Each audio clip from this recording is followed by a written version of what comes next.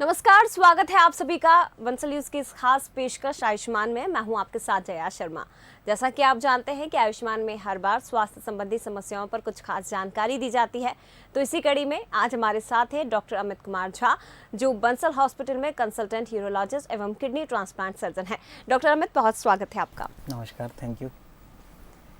तो आज हम बात करने वाले हैं प्रोस्टेट कैंसर के बारे में। अगर आप भी इस बारे में कुछ जानना चाहते हैं तो कार्यक्रम के दौरान हमारे नंबर्स लगातार आपकी टीवी स्क्रीन पर फ्लैश हो रहे हैं, जिनके जरिए आप सीधे डॉक्टर अमित से सलाह ले सकते हैं। तो चलिए शुरुआत करेंगे और प्रोस्टेट कैंसर के बारे में ही डॉक्टर अमित से ज़्यादा सवाल हम करते हैं। डॉक्टर अमित, सबसे पहला सवाल प्रोस्टेट ग्रंथि से ही जुड़ा हुआ है। क्या है प्रोस्टेट ग्रंथि और हमारे शरीर में इसका काम क्या है? सबसे पहले ये हमारे दर्शकों को बताइए। जी, तो प्रोस्टेट ग्रंथि जो है ये हमारे पेशाब की थैली के नीचे और पेशाब के नली के चारों ओर एक अखरोट के साइज़ का लगभग 15 से 20 ग्राम का एक ग्लैंड होता है, ग्रंथि होती है, जो कि हमारे मेल रिप्रोडक्टिव सिस्टम का हिस्सा है, हमारे जननांगों का हिस्सा है। इससे जो सिक्रीशन निकलते हैं वो वीर्य का एक भाग बनाते हैं और कुछ तरह के हार्मोन वगैरह और अदर ग्रोथ फैक्टर्स भी इस ग्लैंड से निकलते हैं। तो ये प्रोस्टेट का नॉर्मल काम है। अब जब इसमें कोई बीमारी हो जाती है तभी हम फिर इसके ऊपर ध्यान करते हैं। Normal day to day work में कोई इसका प्रभाव शरीर पे दिखता नहीं है अमूमन। जी, प्रोस्टेट ग्रंथि के बारे में डॉक्टर अमित आपने बता दिया, लेकिन मैं चाहूँगी कि जिस पर आज हम चर्चा कर रहे हैं प्रोस्टेट कैंसर, वो भी आप हमारे दर्शकों को बताइए कि आखिर ये क्या है, कैसे ये हमारी बॉडी में धीरे धीरे फैलता है। जी, प्रोस्टेट कैंसर की जहाँ तक बात करूँ तो ये उम्र के साथ बढ़ने वाली चीज़ है। जैसे जैसे उम्र बढ़ती है वैसे प्रोस्टेट कैंसर का इंसिडेंस यानी उसके होने के चांसेस बढ़ते जाते हैं। कुछ स्टडीज़ के मुताबिक ये माना गया है कि हर 8 में से 1 पुरुष को अपने जीवन काल में प्रोस्टेट कैंसर हो सकता है। तो ये उम्र के साथ बढ़ने वाली बीमारी है। इसके अन्य कारणों की अगर हम बात करें तो जैसे पुरुषों में एज की बात करी, उसके अलावा आनुवांशिक या जेनेटिक कारण होते हैं। कुछ फैमिली में हिस्ट्री अगर आपके रही है प्रोस्टेट कैंसर की, तो अगर पिताजी को प्रोस्टेट कैंसर हुआ है तो आपको 3 गुना चांस है प्रोस्टेट कैंसर होने का। अगर भाई को हुआ है तो लगभग 4 गुना के आसपास चांस है आपको प्रोस्टेट कैंसर होने का। तो स्पेशली जिन लोगों में फैमिली हिस्ट्री रही है उनमें ज़्यादा कॉमन है। इसके अलावा प्रोस्टेट में बार बार इन्फेक्शन होने की वजह से कुछ ऐसे ग्रोथ फैक्टर निकलते हैं जिससे प्रोस्टेट कैंसर हो सकता है। सर, सिम्टम्स क्या होंगे इसके, कैसे इसका पता लगाया जा सकता है? यदि किसी पुरुष में प्रोस्टेट कैंसर के शुरुआती लक्षण हैं तो कैसे जान पाएगा कि ये कैंसर की स्टेज है? जनरली प्रोस्टेट कैंसर का पता जो है वो स्क्रीनिंग के द्वारा ही लगाया जाता है। प्रोस्टेट कैंसर के जो सिम्टम्स हैं वो सामान्य जो प्रोस्टेट की ग्रंथि जो एज के साथ बढ़ जाती है, जिसको बिनाइन प्रोस्टेटिक हाइपरप्लेजिया कहते हैं, BPH या सामान्य प्रोस्टेट ग्रंथि का बढ़ना जिसको कहते हैं, उसके समान ही होते हैं। जैसे पेशाब में रुकावट, पेशाब का बार बार जाना, पेशाब में खून आना, है ना, पेशाब लगी उसके बाद तुरंत भाग के जाना पड़ना, इस तरह के सिम्टम्स, पेशाब में जलन। तो ये सिम्टम्स जो हैं प्रोस्टेट कैंसर के और सामान्य जो बढ़ना है वो दोनों के सेम ही होते हैं। जो प्रोस्टेट कैंसर के स्पेसिफिक सिम्टम होते हैं वो एकदम स्टेज 4 में आखिरी स्टेज में जाके, यानी हड्डियों में दर्द, भूख ना लगना, वज़न गिरना, इस तरह के सिम्टम्स जब तक आते हैं तब तक बहुत देर हो चुकी है, पेशेंट स्टेज 4 तक चला जाता है। बिल्कुल, इसलिए जो सिम्टम्स डॉक्टर अमित ने बताए हैं, ज़रूरी है कि उन सिम्टम पर ध्यान दें। और अगर इसी तरह के कोई शुरुआती लक्षण नज़र आ रहे हैं आप में भी, तो ज़रूरी है कि तुरंत आपको डॉक्टर से कंसल्ट करना है। अगर आपका भी प्रोस्टेट कैंसर से जुड़ा कोई सवाल है तो नंबर्स लगातार टीवी स्क्रीन पर फ्लैश हो रहे हैं, आप डायरेक्ट कॉल करके डॉक्टर अमित से सवाल कर सकते हैं। डॉक्टर अमित, अगला सवाल मेरा आपसे ये है, क्योंकि अभी जब हम चर्चा कर रहे थे तो आपने ये बताया कि ये जेनेटिक भी होता है।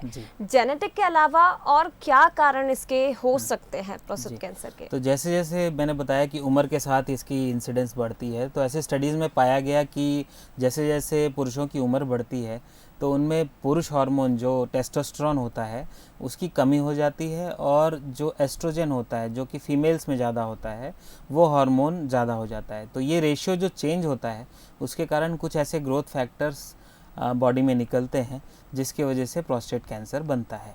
तो ये एक कारण है। इसके अलावा जैसा मैंने बताया कि बार बार प्रोस्टेट ग्रंथि में अगर इन्फेक्शन होते हैं तो उसके वजह से इन्फ्लेमेशन होके उससे कुछ केमिकल्स, ग्रोथ फैक्टर्स निकलते हैं जिनके वजह से प्रोस्टेट कैंसर हो सकता है। तीसरा मैंने जेनेटिक कारण बताया आपको, आनुवांशिक रूप से अगर किसी को फैमिली हिस्ट्री रही है तो वो एक कारण है।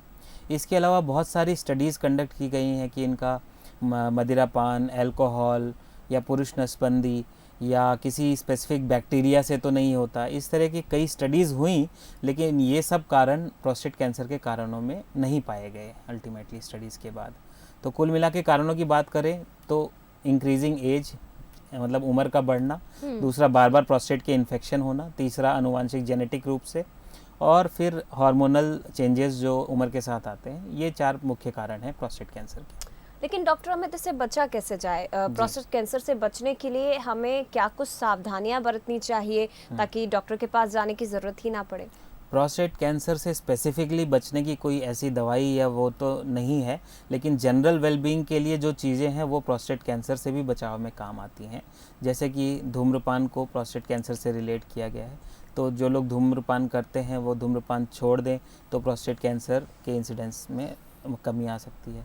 साथ साथ एक आइडियल बॉडी वेट मेंटेन करना, रेगुलरली एक्सरसाइज करना, एक ग्रेन बेस्ड डाइट लेना, जो कि इंडिया में बहुत कॉमन है। वेजिटेबल और ग्रेन बेस्ड जो लोग डाइट लेते हैं उनमें प्रोस्टेट कैंसर का जो है इंसिडेंस कम पाया गया है, बजाय इसके जो लोग नॉन वेजिटेरियन या बहुत कैंड फूड और इस तरह की चीज़ें खाते हैं उनके बनिस्बत। इसके अलावा कुछ विटामिन डी से रिलेटेड स्टडीज़ हैं जिनमें कि जिन लोगों को विटामिन डी दी गई उनमें प्रोस्टेट कैंसर का इंसिडेंस थोड़ा कम पाया गया, लेकिन ये स्टैटिस्टिकली सिग्निफिकेंट नहीं था। मतलब कि रूटीनली इसको हम लोग प्रमोट नहीं करते कि आप विटामिन डी लो तो प्रोस्टेट कैंसर नहीं होगा आपको, ऐसा नहीं है।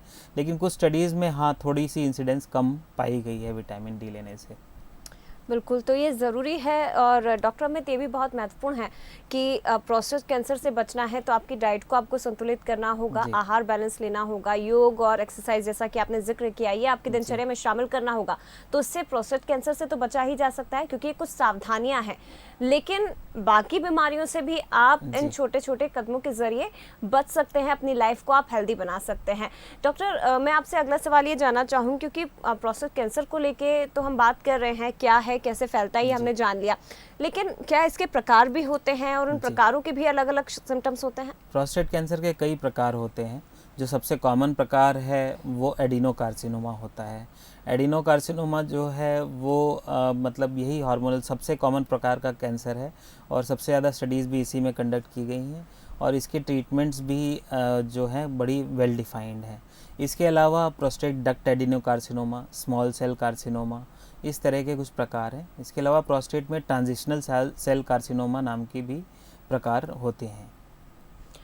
इनके सिम्टम भी अलग अलग होते हैं सर या सेम सिम्टम्स लगभग सेम होते हैं? सारे प्रकारों के सिम्टम्स लगभग सेम होते हैं, बस डिटेक्शन के तरीके थोड़े बदल जाते हैं। कुछ प्रकार है जैसे transitional cell carcinoma, small cell, इनमें पीएसए जो है वो बढ़ता नहीं है। प्रोस्टेट स्पेसिफिक एंटीजन जो नॉर्मल ब्लड टेस्ट है किया जाता है वो इन खास तौर पे टीसीसी और जो है स्मॉल सेल कार्सिनोमा वाले प्रकारों में नहीं बढ़ता है, भले इसके कि एडिनोकार्सिनोमा हो तो उसमें ये बढ़ता है। अच्छा डॉक्टर अमित, क्योंकि अमूमन हम कैंसर के बारे में जब सुनते हैं तो लोगों के जहन में यही सवाल आता है, क्योंकि स्टेजेस होती हैं, तो क्या प्रोस्टेट कैंसर को लेकर भी स्टेजेस हैं और कब ज़रूरत आन पड़ती है, कब सर्जरी होना चाहिए मरीज की? जी, तो प्रोस्टेट कैंसर की स्टेजिंग की बात करें, किसी भी कैंसर की स्टेजिंग की अगर बात करें तो वो स्टेज 1 से स्टेज 4 तक क्लासीफाई किया जाता है। स्टेज 1 मोटे तौर पे कहूँ तो प्रोस्टेट का कैंसर स्क्रीनिंग के द्वारा पता लगाया गया हो और प्रोस्टेट तक ही सीमित हो, ये स्टेज 1 है।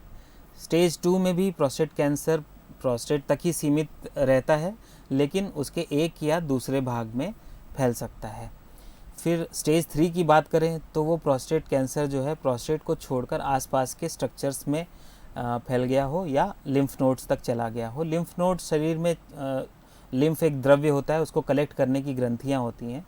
जो प्रोस्टेट कैंसर है वो प्रोस्टेट से निकल के लिम्फ नोड तक अमूमन फैलता है, तो इसको स्टेज 3 कहते हैं। और स्टेज 4 हम तब कहेंगे जब प्रोस्टेट कैंसर प्रोस्टेट से निकलकर हड्डियों में, लिवर में, स्प्लीन में, अन्य जो अंग हैं बॉडी के, ब्रेन हो गया, लिवर, स्प्लीन हो गए, हड्डियां हो गई, इनमें जब फैल जाता है तब इसको स्टेज 4 कहा जाता है।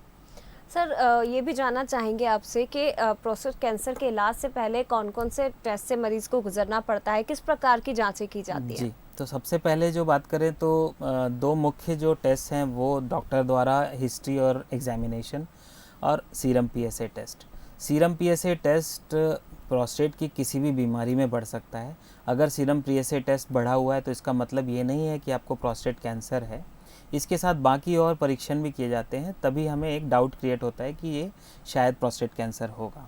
डॉक्टर द्वारा जो परीक्षण होता है उसमें पता चलता है कि प्रोस्टेट ग्लैंड की फीलिंग जो है बहुत हार्ड या कैंसर जैसी तो नहीं लग रही है। अगर ऐसी शंका उत्पन्न होती है तो नेक्स्ट जो स्टेप होता है वो बायोप्सी होता है। हमारे मल के रास्ते से अल्ट्रासाउंड गाइडेड बायोप्सी की जाती है प्रोस्टेट ग्लैंड की, और उससे फिर हमें लगभग 7 से 10 दिन में पता चल जाता है कि ये किस प्रकार का कैंसर है और ये कितने ग्रेड का कैंसर है। अगर वो बहुत लो ग्रेड का कैंसर है तो उसकी प्रोग्नोसिस अच्छी रहती है, मतलब कि आगे जीवन पेशेंट का अच्छा रहेगा। अगर वो बहुत हाई ग्रेड का कैंसर है बायोप्सी की रिपोर्ट के मुताबिक, तो उसके जल्दी जल्दी फैलने के चांस होते हैं और उसमें ट्रीटमेंट थोड़ा अग्रेसिवली करना पड़ता है। इसके अलावा जो 2 मुख्य टेस्ट हैं जिनसे स्टेजिंग होती है प्रोस्टेट कैंसर की, वो है बोन स्कैन और एमआरआई। बोन स्कैन में आपके शरीर के पूरी हड्डियों का स्कैनिंग हो जाती है। प्रोस्टेट कैंसर क्योंकि सबसे पहले अगर फैलता है तो हड्डियों में ही फैलता है, इसलिए बोन्स की स्कैनिंग बहुत ज़रूरी होती है। उसमें पता चलता है कि हड्डियों में फैला है प्रोस्टेट कैंसर या नहीं। दूसरा जो एमआरआई होता है उससे लोकल स्टेजिंग होती है कि प्रोस्टेट कैंसर आसपास के मतलब हमारे इंटेस्टाइन, पेशाब की थैली, लिम्फ नोड्स में फैला हुआ है या नहीं। तो ये सारे मुख्य टेस्ट हैं जिनसे प्रोस्टेट कैंसर की डायग्नोसिस और स्टेजिंग होती है। सर वैसे तो टेक्नोलॉजी काफ़ी आगे बढ़ गई है, लेकिन अगर जांच में किसी तरह की कोई कमी रह जाती है तो फिर कौन सा परीक्षण किया जाता है प्रोस्टेट कैंसर के बारे में पता करने के लिए? जांच में कमी की बात नहीं है, कभी कभी डायग्नोस्टिक डिलेमास ऐसे होते हैं कि अब मतलब प्रोस्टेट कैंसर बहुत शुरुआती स्टेज में अगर है तो उसमें कुछ एटिपिकल सेल्स दिख रहे होते हैं, लेकिन इतने नहीं दिख रहे होते हैं कि उसको हम प्रोस्टेट कैंसर ही कह दें। तो ऐसे मरीज़ों में जनरली हम इसको पीएसए टेस्ट और 3-3 महीने की फॉलोअप पे रखते हैं, और फिर कई बार 3 या 6 महीने पे दोबारा बायोप्सी करते हैं, और तब हमें पता चल पाता है कि ये सही में प्रोस्टेट कैंसर है या नहीं है। बिल्कुल, तो ये डॉक्टर अमित महत्वपूर्ण जानकारी इस वक्त दे रहे हैं प्रोस्टेट कैंसर से जुड़ी हुई। अगर आप में भी इस तरह के कोई सिम्टम पाए जाते हैं या शुरुआती लक्षण ही आपको ऐसे महसूस हो रहे हैं, तो आपको देर नहीं करनी है, बल्कि तुरंत डॉक्टर से आपको जाकर कंसल्ट करना है, ताकि समय पर आपका उपचार शुरू हो सके और प्रोस्टेट कैंसर से आप निजात पा सके। डॉक्टर अमित, आगे बढ़ते हैं और मेरा सवाल आपसे यह है कि क्या प्रोस्टेट कैंसर यदि किसी मरीज को होता है तो उसकी सर्जरी या फिर कीमोथेरेपी ही संभव है? क्या इसके बिना उसका इलाज पॉसिबल नहीं है? जी, कुछ केसेस में अगर प्रोस्टेट कैंसर की बायोप्सी में प्रोस्टेट कैंसर का ग्रेड बहुत कम है, लो ग्रेड कैंसर है, और स्टेजिंग का इवैल्यूएशन होने के बाद स्टेज भी बहुत कम है, तो ऐसे प्रोस्टेट कैंसर्स को इनसिग्निफिकेंट कैंसर्स कहा जाता है। और मरीज़ की उम्र को देखते हुए अगर उसको कई कोमॉर्बिडिटीज़ हैं जैसे diabetes, blood pressure, heart disease, और उसकी उम्र भी 75 प्लस है, तो ऐसे मरीज़ों में हम कभी कभी एक्टिव सर्वेलेंस या ऑब्जर्वेशन, यानी बिना किसी सर्जरी, बिना किसी रेडियोथेरेपी के पेशेंट को फॉलोअप पीरियड में रख के ये इलाज भी करते हैं। इसमें 3-3 महीने पे सीरम पीएसए और डॉक्टर द्वारा चेकअप करना होता है। अगर पीएसए बढ़ता है तो फिर कोई ना कोई एक्टिव ट्रीटमेंट की तरफ हम जाते हैं। तो ये एक्टिव सर्विलेंस और ऑब्जर्वेशन इस ट्रीटमेंट पद्धति का नाम दिया गया है। इसमें कोई surgery, radiotherapy, chemotherapy, hormone therapy, कोई थेरेपी नहीं दी जाती। बस 3-3 महीने पे प्रोस्टेट कैंसर को फॉलो किया जाता है, और ये सिर्फ उन लोगों में किया जाता है जो कैंसर्स जो हैं जिनके लो ग्रेड और लो स्टेज हैं, मतलब शुरुआती स्टेज में। बिल्कुल। इसकी सक्सेस का रेशियो कितना होगा डॉक्टर अमित, जिसकी हम बात कर रहे हैं? यानी कि अगर शुरुआती स्टेज में ही मरीज को पता चल जाए और तुरंत डॉक्टर के पास पहुंच जाए, तो उसकी सक्सेस का रेशियो कितना? और अगर प्रोस्टेट कैंसर की बात करें, लास्ट स्टेज है, तो उसका रेशियो कितना होगा? बहुत, देखिए, अगर स्टेज 1 प्रोस्टेट कैंसर है तो इसमें ट्रीटमेंट अगर सर्जरी या रेडियोथेरेपी से करते हैं तो इनका सक्सेस रेट लगभग सेम है, और ये कम्प्लीटली ट्रीटेबल है। सर्जरी से लगभग 90% से ज़्यादा लोगों को परमानेंटली कैंसर फ्री किया जा सकता है। 5 to 10% लोग फिर भी कई सालों बाद रिकर करते हैं, लेकिन अगर करते भी हैं तो उसको फिर ईज़िली ट्रीटमेंट हार्मोन थेरेपी वगैरह के द्वारा रेडियोथेरेपी के द्वारा किया जा सकता है। तो ये तो सक्सेस रेट होगी क्योरेबल प्रोस्टेट कैंसर की। जी। जैसे मेटास्टैटिक प्रोस्टेट कैंसर हो गया, तो भी प्रोस्टेट कैंसर ऐसा दूसरी बीमारियों की तरह नहीं है। अगर आप स्टमक कैंसर, हेमाटोलॉजिकल कैंसर या पैंक्रियाज के कैंसर की बात करें, उससे कंपेयर करें प्रोस्टेट कैंसर को, तो उनके कंपैरिजन में स्टेज 4 में भी यहाँ 5 ईयर सर्वाइवल रेट है। मतलब 5 साल तक पेशेंट कुछ परसेंटेज, यानी कि 20 से 30% लोग 5 साल तक भी स्टेज 4 होने के बाद भी जीवित रहते हैं। तो प्रोस्टेट कैंसर कई बाकी कैंसरों के कंपैरिजन में कम अग्रेसिव है। स्टेज 4 में होने के बाद भी कई सारे इफ़ेक्टिव ट्रीटमेंट्स, इलाज के साधन उपलब्ध होते हैं, और इन साधनों से पेशेंट की लाइफ जो है लगभग नॉर्मल भी रह सकती है। तो स्टेज 4 हो गया तो हताश होने की कोई ज़रूरत नहीं है, ये फिर भी ट्रीटेबल होता है और एक अच्छी लाइफ आगे भी जी सकते हैं। बिल्कुल, तो ये देखिए बहुत महत्वपूर्ण बात डॉक्टर अमित ने बताई है कि यदि आप भी प्रोस्टेट कैंसर से पीड़ित हैं, ईश्वर ना करे ऐसा हो, लेकिन अगर ऐसा कुछ हो भी रहा है आपके साथ आपके जीवन में, तो डॉक्टर से तो आप सलाह ले ही रहे हैं, लेकिन इसके साथ ही उम्मीद नहीं छोड़ना है। डॉक्टर अमित, ये बहुत ज़रूरी होता है कि अगर आप किसी बीमारी से जूझ रहे हैं तो उम्मीद आपको रखनी है कि सब ठीक होगा, और यह शायद डॉक्टर की तरफ से भी लगातार सलाह दी जाती है। सर, आगे बढ़ेंगे और मैं ये जानना चाहूँगी कि सामान्यतः किस तरह के ऑपरेशन प्रोस्टेट कैंसर में किए जाते हैं? जी, प्रोस्टेट कैंसर के ऑपरेशन एक तो तभी की जाते हैं जब तक प्रोस्टेट कैंसर जो है प्रोस्टेट ग्लैंड या उसके आसपास ही सीमित हो। जी। तो ये यहाँ स्टेज 1, स्टेज 2 और कुछ हद तक स्टेज 3 में ही ऑपरेशन किए जाते हैं। ऑपरेशन 3 तरीके से किए जाते हैं।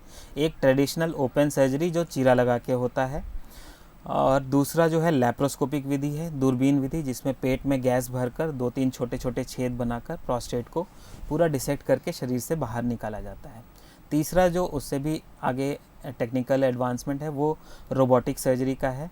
इसमें सर्जरी सर्जन ही करते हैं, बट वो एक रोबोटिक आर्म्स के द्वारा करते हैं। वो एक कंसोल पे बैठते हैं और वहाँ से फिंगर मूवमेंट्स को वो रोबोट जो है पेशेंट के अंदर छोटे छोटे सूक्ष्म छेदों के द्वारा इंस्ट्रूमेंट डालकर पेशेंट के सर्जन के हैंड मूवमेंट्स को पेशेंट के अंदर वो उसको प्रतिपादित करते हैं।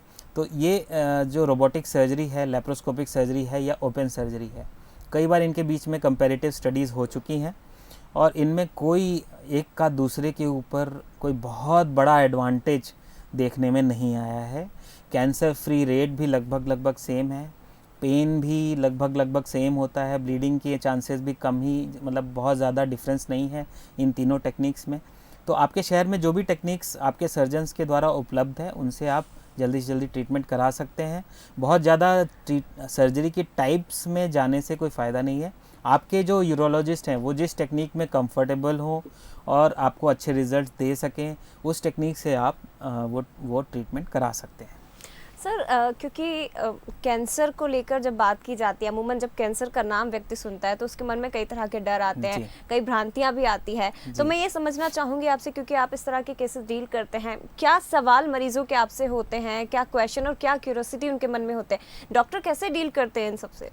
सारे मरीजों का सारे बीमारियों के लिए एक ही सवाल होता है। जब एक तो बीमारी मतलब मुसीबत, अब मुसीबत आ गई तो इससे कम से कम खर्चे में और कम से कम तकलीफ़ पाकर कैसे मैं निकल सकता हूँ, ये सबसे बड़ा सवाल उनका रहता है। बिल्कुल। तो उसमें आप अगर सर्जरी सजेस्ट करते हैं तो वो तुरंत कहेंगे कि बिना सर्जरी के हो सकता है कि नहीं, और हम कह दें कि अगर बिना सर्जरी के नहीं हो सकता है तो फिर सर्जरी में पेन होगा कि नहीं, ऑपरेशन के बाद पेन होगा कि नहीं। पेन और तकलीफ़ को लेकर सबसे ज़्यादा सवाल देखने में आते हैं। वो लॉन्ग टर्म पिक्चर और आगे का बहुत ज़्यादा नहीं सोच पाते कि मुझे कैंसर है और मैं जल्दी से जल्दी कैंसर फ्री हो जाऊं, नहीं ट्रीटमेंट कराऊंगा तो ये दूसरे अंगों में फैल सकता है और मेरी लाइफ का भी रिस्क हो सकता है। इसको समझने के बजाय वो इमीडिएट कि अभी मुझे जल्दी से कैसे कुछ दवाई आप लिख दें, 4 गोलियां लिख दें और मैं ठीक हो जाऊं, इसी के मतलब ज़्यादा इसी से रिलेटेड सवाल देखने में आते हैं। बिल्कुल, ज़्यादातर यही क्वेश्चन कि दर्द से कैसे बचा हाँ। जाए, कैंसर है तो कहीं ऐसा ना हो हम सर्जरी करवाएं और उसमें बहुत बहुत दर्द पेन। से हमें बहुत पेन हाँ। से गुजरना पड़े। और यही सवाल मरीजों के डॉक्टर से होते हैं, लेकिन डॉक्टर भी अपनी तरफ से पूरी कोशिश करते हैं कि मरीजों को बेटर फील करवाएं और उसके बाद ही उनका ट्रीटमेंट अच्छे से शुरू किया यहाँ जाए। मैं एक चीज़ बता जी। दूं कि आजकल जो मॉडर्न एनेस्थीसिया है जी। उसमें किसी भी सर्जरी में पेन हो जाना ये बहुत ही अनयूजुअल फिनोमेना है। जिस तरह की पेन मैनेजमेंट सिस्टम्स आज उपलब्ध हैं उसमें पेशेंट एक बार एनेस्थीसिया में चला जाता है, वो सो जाता है, जब उठता है तो ऑपरेशन हो चुका है, उसे पता भी नहीं होता है। इस तरह जी। का एनेस्थीसिया आजकल दिया जाता है। जी। तो जनरल ऑडियंस को मैं यही कहना चाहूँगा कि सर्जरी से कोई घबराने की ज़रूरत नहीं है। पहले के मुकाबले में सिस्टम्स बहुत ज़्यादा एडवांस्ड हो चुके हैं और पेन लगभग ना के बराबर होता है मोस्ट ऑफ द सर्जरीज में। बिल्कुल सर, आगे बढ़ते और अगला सवाल ये है कि प्रोस्टेट कैंसर में हार्मोन थेरेपी का प्रयोग कब किया जाता है? जी, हार्मोन थेरेपी का प्रयोग जो है स्टेज 4 प्रोस्टेट कैंसर में किया जाता है, जब वो दूसरे अंगों में फैल चुका होता है। ये 2 तरीक़ों से किया जाता है, एक मेडिकल कैस्ट्रेशन और एक सर्जिकल कैस्ट्रेशन। मेडिकल कैस्ट्रेशन का मतलब कि प्रोस्टेट कैंसर जो है उसका जो ग्रोथ है वो एंड्रोजन हार्मोन पे डिपेंड करता है, टेस्टोस्टेरोन और डायहाइड्रोटेस्टोस्टेरोन। तो ये दोनों हार्मोन जो है हमारे अंडकोश से टेस्टिस से बनते हैं। तो सर्जिकल कैस्ट्रेशन में हम ऑपरेशन करके दोनों टेस्टिस निकाल देते हैं, तो हार्मोन बनना बंद हो जाता है, तो प्रोस्टेट कैंसर कंट्रोल में आता है। मेडिकल कैस्ट्रेशन में हम स्पेशल इंजेक्शंस देते हैं जो 3-3 महीने पे लेने होते हैं, और कुछ मुंह से खाने वाले टैबलेट्स होते हैं जिनसे जो है ये टेस्टिस के सप्रेस हो जाती है और हार्मोन बनाना बंद कर देती है। तो ये 2 मुख्य प्रकार हैं हार्मोन थेरेपी के, और ये स्टेज 4 में ही इस्तेमाल में आते हैं। बिल्कुल, अगर रेडियोथेरेपी की बात की जाए सर तो इसकी ज़रूरत कब पड़ती है ये जी, सर्जरी की? तो रेडियोथेरेपी की ज़रूरत सर्जरी की ज़रूरत के बराबर ही है। जो लोग पेशेंट सर्जरी के लिए अनफिट होते हैं या जो लोग ऐसा कहते हैं कि मुझे सर्जरी नहीं करवानी, मुझे कोई अल्टरनेटिव ट्रीटमेंट दें, उनको हम रेडियोथेरेपी के लिए रेफ़र करते हैं। और वो रेडियोथेरेपी आजकल कई माध्यमों से दी जाती है। ब्रैकीथेरेपी, जिसमें कि प्रोस्टेट के अंदर सुइयाँ डाल के और उसमें रेडियो एक्टिव सीड्स डाली जाती हैं, जिनसे रेडिएशन से प्रोस्टेट कैंसर सेल्स जो हैं वो ख़त्म हो जाते हैं।